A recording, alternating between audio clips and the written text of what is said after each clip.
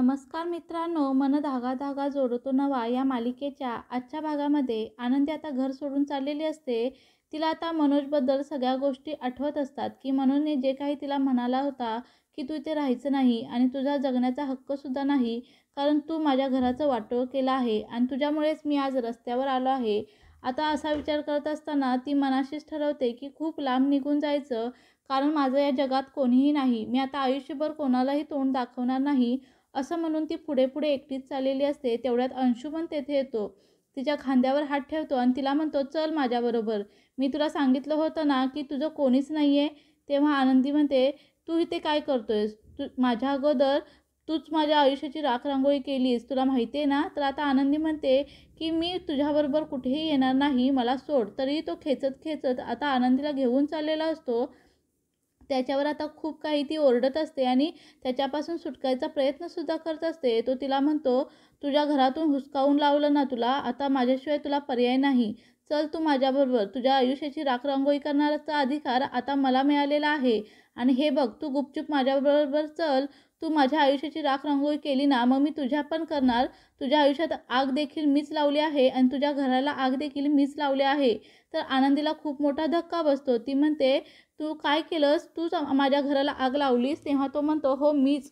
तुझ्या आयुष्याची राखरांगोळी करणारा आणि तुला आयुष्यातून उठवणारा, तुला रस्त्यावर आणणारा मीच आहे, असं म्हणतो. आणि मी माझा शब्द खरा करून दाखवला आहे. आनंदीला समजतं की अंशुमनच हे सगळं केलं आहे आणि ती म्हणते की मला सोडा अगोदर. तो म्हणतो की चल आता, तुला माझ्याशिवाय कोणीही उरलेलं नाही. तुझ्या आईबापाने तुला टाकून दिलं आहे, त्याचबरोबर भावाने घरातून हाकलून दिलं आहे आणि तो आदर्श आणि सार्थक काय तुझ्या मदतीला येणार नाही. तुला राणी बनवून ठेवीन, तू माझ्याकडे चल, असं अंशुमन तिला ओढत म्हणत असतो. तर आता आनंदी अंशुमनपासून स्वतःला वाचवण्याचा प्रयत्न करत असते. परंतु आता अंशुमनची आता तिला गाडीत टाकण्यासाठी तयार असतो आणि त्याची गाडी तेथे येते. परंतु सार्थक तितक्यात तेथे येतो आणि अंशुमनच्या पोटात लातच घालतो. आता त्या दोघांमध्ये खूप झटापट होते. तर आनंदी तेथे असते. सार्थक सर प्लीज सोडा आता त्याला. तेव्हा सार्थक अजिबात सोडायला तयार नसतो. कुत्र्यागत त्याला मारतो आणि त्याचं चांगलंच बदलून काढत आनंदीला त्याच्यापासून वाचवतो. तर अंशुमन सार्थकला खूप घाबरतो. गाडीत बसून खूप धूम ठोकतो. आनंदी आपली बिचारी पुढे पुढे चाललेली असते. तेव्हा सार्थक विचारतो, तुम्ही कुठे निघाला आहात? त्यावरती आनंदी म्हणते, माझं असं आता कोणी राहिलं नाही. अंशुमन म्हणतं, ते बरोबर आहे, माझी कुत्र्याची अवस्था झाली आहे. पुढे आनंदी म्हणते, माझं असं कोणी राहिलं नाही, खरंच मी एकटी पडली आहे. तेव्हा सार्थक म्हणतो, असं म्हणू नका, मी आहे तुमच्यासोबत आणि आयुष्यभर राहीन. असं म्हणून तो आता आनंदीचा हात पकडतो. तर आता दुसरीकडे तो घेऊन चाललेला असतो घरी. तर आता आनंदी आता सार्थककडे पाहतच राहते. तर दुसरीकडे अण्णाही घरी आलेले असतात आणि जळालेले घर पाहून ते म्हणतात, काय झालं नेमकं? अशी घराची अवस्था कोणी केली? आणि ते पूर्णपणे कोलमडून जातात आणि म्हणतात की हे घर कुणी जाळलं? तेव्हा आता अण्णा मालतीला विचारतात, अगं घराला आग कशी लागली? तर ती म्हणते की आनंदी कुठे आहे? तर असं म्हटल्यानंतर आनंदी कुठे आहे माहिती नाही. अण्णा विचारतात, तर आनंदीमुळेच घराला आग लागली असं मनोज म्हणतो. तेव्हा अण्णा खूप रागात विचारतात, पण आनंदी कुठे आहे? तेव्हा तिला हाकलून दिल्याचं मनोज सांगतो. तर अण्णांना आता खूप राग येतो. तेव्हा अण्णा रागातच त्याची कॉलर पकडतात आणि म्हणतात, माझ्या आनंदीला हाकलून देण्याची तुझी हिंमत तरी कशी झाली? आता ती कुठे गेली? म्हणजे तिच्या जीवाचं काहीतरी बरं वाईट झालं म्हणजे त्यावरती आता तिला हाकलून देण्याची तुझी लायकी तरी आहे का? घराला आग कशी लागली आहे, वाळवी लागली आहे, ती कधीच संपणार नाही, असं अण्णा मनोजला रागातच म्हणतात. तर आता अण्णा म्हणतात, जर माझ्या आनंदीला काही झालं ना, असं म्हणून ते पूर्णपणे कोलमडून जातात आणि मालतीला म्हणतात, काय गं, तुला पण आनंदीला थांबवता आलं नाही का? तेव्हा आता मालती म्हणते, बाईचा जन्म असा असतो मेलीचा, की लग्नाअगोदर तिच्या आईवडिलांचं ऐकावं लागतं आणि लग्न झाल्यानंतर नवऱ्याचं ऐकावं आणि नंतर मुलाचं. त्यानंतर आता काय झालं आहे या घरात, असं म्हणून ते अण्णावर खूप चिडतात आणि खूप रडू लागते. तर आता दुसरीकडे शलाका म्हणते, 8 दिवसापूर्वी घरात वातावरण किती छान होतं. शॉपिंग वगैरे, लग्नाचा माहोल, आता काहीच नाही. त्यावरती सुधा म्हणते, की असं जाऊ दे गं, 8 दिवसापूर्वी आपण छानच होतो ना, तसं आता राहू. त्यावरती सुधा म्हणते, की आता सारखा तो विषय काढू नको. आता आपण आदर्शसाठी छान मुलगी पाहूया आणि त्याचं लग्न लावून देऊया. तर ठीक आहे, असं शलाका म्हणते. तर वृंदा त्या अगोदर म्हणते, की सार्थकचं लग्न लावून देऊया, कारण त्याचा काही भरोसा नाही. तेवढ्या सार्थक तेथे येतो आणि आनंदीचा हात घट्ट पकडलेला असतो. तो आई असं म्हणतो. घरातील सगळेजण आता त्याच्याकडे पाहू लागतात की सार्थक आनंदीला कसं काय घेऊन आला. तेव्हा आता लगेच सार्थकजवळ सुधा येते आणि विचारते, "काय रे, तू हिला घरी घेऊन का आला आहेस? तुला सांगितलं होतं ना या मुलीशी कोणताही संबंध ठेवायचा नाही."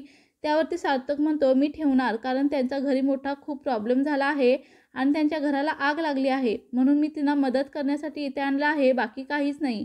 आणि आता त्या इथेच राहतील काही दिवस." त्यावरती आता ते शक्य नाही असं वृंदा म्हणतात. तर आता फायर ब्रिगेडला बोलवायचं ना, तिला घरी घेऊन कशाला यायचं? काय गरज होती? तर आता सुद्धा तेच म्हणते. तेव्हा सार्थक म्हणतो, "आई, तुम्ही हे बोलताय, कधीपासून तुमचे विचार असे झाले?" त्यावरती सुद्धा म्हणते, "या मुलीने जेव्हा आपल्या घरात आग लावली ना, तेव्हापासून मी हा विचार करायला लागले." तर आता वृंदा म्हणते, "तू माझं सुद्धा ऐकणार नाहीस का रे? तुझ्या आईचं तू एक शब्द देखील ऐकत नाहीस. एवढं उद्धटपणे तू कधीपासून वागायला लागलास आणि ह्या अवदशेला तू घरी घेऊन का आला आहेस?" आनंदीचा असा अपमान झाल्यानंतर सार्थकला राहवत नाही. तो रागातच "काकू" असं म्हणतो. तेव्हा ती म्हणते, "माझ्यावर जोरात ओरडायचं नाही." सार्थक तेव्हा तो खूपच रागात वृंदाकडे पाहू लागतो. "वृंदा, आता एकच गोष्ट लक्षात ठेव, तू कोणत्या नात्याने हिला घरात घेऊन आला आहेस?" असं म्हणते. तेव्हा तो म्हणतो, "कोणतं नातं पाहिजे आहे? आमच्यात मैत्रीचं नातं आहे ना." तेव्हा ती म्हणते, "अरे, लोक उद्या आमच्या तोंडात शेण घालतील.